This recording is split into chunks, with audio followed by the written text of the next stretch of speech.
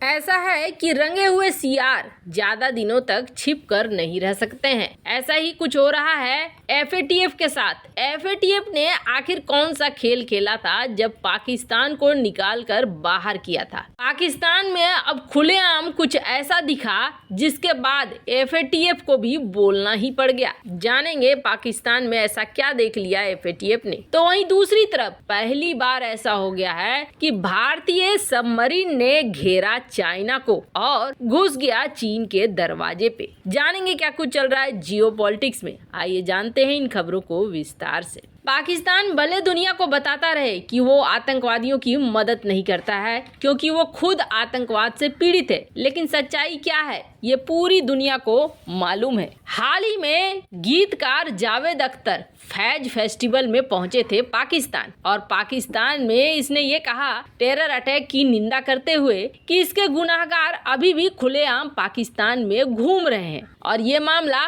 बड़ा बवाल मचा था। अभी तक सोशल मीडिया पर बवाल मचा ही है। आपको बता दें पाकिस्तान पिछले साल तक एफएटीएफ की ग्रे लिस्ट में था, पर आखिरकार अंतिम में एफएटीएफ की ग्रे लिस्ट से पाकिस्तान को हटा दिया गया, जिसका फायदा पाकिस्तान को मिलने भी लगा। मनी लॉन्ड्रिंग और टेरर फाइनेंसिंग पर नजर रखने के लिए बनी एफएटीएफ एक अंतर्राष्ट्रीय संस्था जिसका काम है वित्तीय अपराध को रोकना, यानी पैसों से अगर कोई अपराध होता है तो उसे रोकना, अगर उन पैसों का इस्तेमाल आतंकवाद को बढ़ावा देने के लिए किया जाता है तो। 2018 में पाकिस्तान ग्रे लिस्ट में गया था, पर एफएटीएफ ऐसा माना जा रहा है कि पाकिस्तान की गलतियों को हाल फिलहाल में बड़ा ही नजरअंदाज कर रहा है। लेकिन ऐसी गलतियों को कैसे नजरअंदाज करे जो सामने से दिख रहे हैं। दरअसल हुआ क्या, बवाल ये मच गया कि हिजबुल मुजाहिदीन का सरगना सैयदा सलाउद्दीन ये कुछ दिन पहले पाकिस्तान में खुलेआम घूमते हुए देखा गया। इस दौरान हिजबुल का एक खूंखार आतंकी बशीर अहमद पीर ये मारा गया था।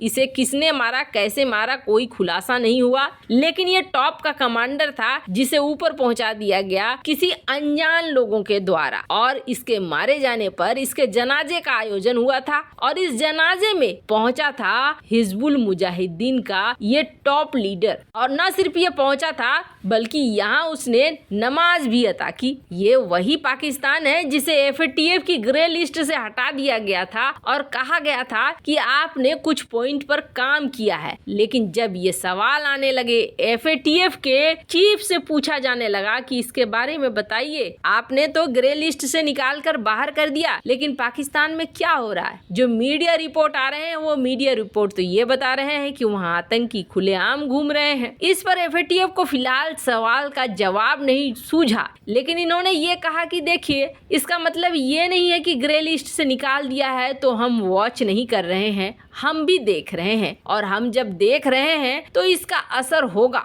हो सकता है पाकिस्तान फिर से ग्रे लिस्ट में चला जाए। खैर ये जब होगा तब होगा। फिलहाल तो जो चैन था पैसे आने जाने का आतंकी संगठनों के बीच ये टूट गया था पाकिस्तान के ग्रे लिस्ट में होने पर। अब ये चेन फिर से एक बार स्थापित हो चुका है। अब इसे फिर से तोड़ने में वक्त जरूर लगेगा। खैर जहां एक तरफ एफएटीएफ की ये गलती अब एफएटीएफ को खुद ही एक संस्था रहने नहीं देगी, इसलिए नहीं रहने देगी क्योंकि रूस को बाहर निकाल दिया एफएटीएफ से। जल्द ही कथित तौर पर रूस ब्लैकलिस्ट होगा और पाकिस्तान खुलेआम घूम रहा है। ये कुछ सही इंसाफ तो नहीं दिख रहा है। खैर जहाँ एक तरफ ये सब कुछ हो रहा है वहीं दूसरी तरफ दक्षिण चीन सागर बहुत कुछ बदल रहा है। चाइना जिसे अपना पोखर समझता था, अब वो पोखर तालाब उसके लिए काल बन रहा है। कहते हैं अतिशय लोभ न करिए, लोभ पाप की धार,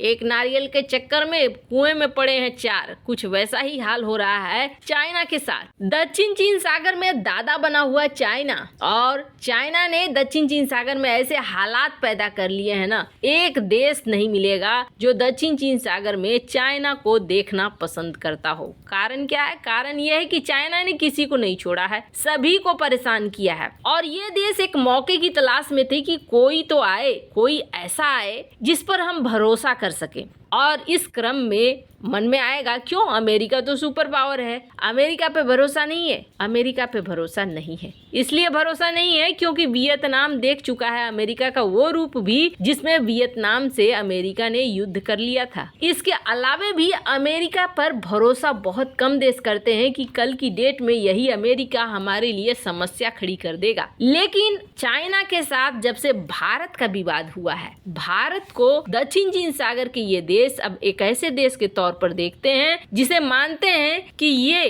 चुनौती देने में माहिर है। पहली, दूसरी बात, चीन के सामने डटकर खड़ा रहेगा, पीछे हटेगा नहीं। और आपको बता दें, गलवान हो या फिर डोकलाम हो, इस दो जगह पे भारत ने जिस तरीके से अपना रूप दिखाया है ना, उस रूप के बाद दक्षिण चीन सागर के छोटे छोटे देश भी मान चुके हैं कि चाइना के आगे ये झुकने वाला देश नहीं है। इसके पीछे एक कारण है। पहले क्या होता था, पहले ये जो डॉक्टर मनमोहन सिंह थे, ये काफी पढ़े लिखे लोग थे, और जब बहुत ज्यादा पढ़े लिखे लोग होते हैं ना, तो ये बहुत अच्छे से, सलीके से, तौर से बात करते हैं। युद्ध की नौबत आ गई, नहीं ऐसा नहीं करना चाहिए, शांति से रहो, शांति से बातें करो, शांति से हल करेंगे, बातचीत से हल करेंगे, इस तरह के लाइंस निकलते हैं ये ज्यादा पढ़े लिखे लोगों से। और अभी के जो पीएम है ना, ये उतने ज्यादा पढ़े लिखे नहीं है, यानी कि कोई अर्थशास्त्री तो नहीं है, लेकिन हाँ, इनके पास जवाब ठोस रहता है। कहा जाता है जब गलवान घाटी की घटना हुई थी ना, तब एक कॉल हुई थी और उस कॉल पर बात हुई थी। अब ये आधिकारिक तौर पर तो नहीं कहा जाता है, लेकिन इसके बारे में बातें होती है कि एक कॉल हुई थी और इस कॉल पे कथित तौर पर पीएम मोदी ने कहा था कि देखो, गलवान में लड़ो, बॉर्डर में लड़ो, जहां लड़ना है लड़ो, कुछ नहीं जाएगा तो कम से कम बीजिंग तो जरूर चला जाएगा तुम्हारा, बाकी का तुम सोच लो। चाइना की राजधानी, ऐसी बातें कभी आधिकारिक तौर पर स्वीकार नहीं की जाती हैं, लेकिन इस बात को कहा जाता है कि इस तरीके की एक बात हुई थी, जिसके बाद चाइना को समझ में आ गया था कि दिल्ली की गद्दी पर इस वक्त वो बैठा हुआ है जो उस तहजीब और तरीके से पेश नहीं आने वाला है। अगर हमने इस लड़ाई को बढ़ाया तो वो हमारी राजधानी पे अटैक कर सकता है। अब भारत की दिलेरी का परिचय देखिए। जिस चाइना से दुनिया के देश डरते हैं, फिलीपींस को ब्रह्मोस बेचा, फिलीपींस की टीम को भी तैयार कर दिया कि ब्रह्मोस ठोक देना चाइना के ऊपर। अब इतने से मन नहीं भरा तो इतिहास में पहली बार भारत ने अपने 3000 टन वजन वाले